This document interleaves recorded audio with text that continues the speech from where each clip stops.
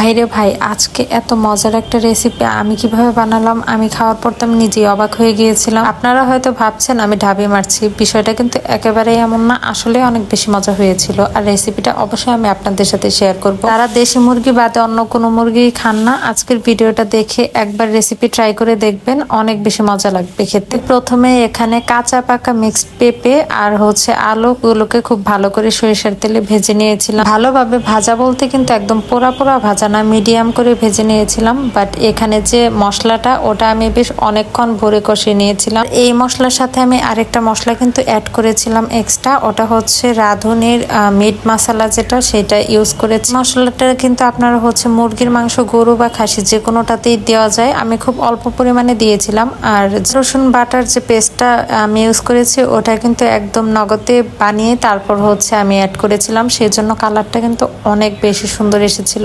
কিন্তু ভীষণ লোভনীয় লাগছে। আমি জানি না ক্যামেরাতে কতটুকু আনতে পেরেছি, কিন্তু বাস্তবে দেখতেও যেমন সুন্দর হয়েছিল, এটা কিন্তু খেতেও অনেক বেশি মজার হয়েছিল।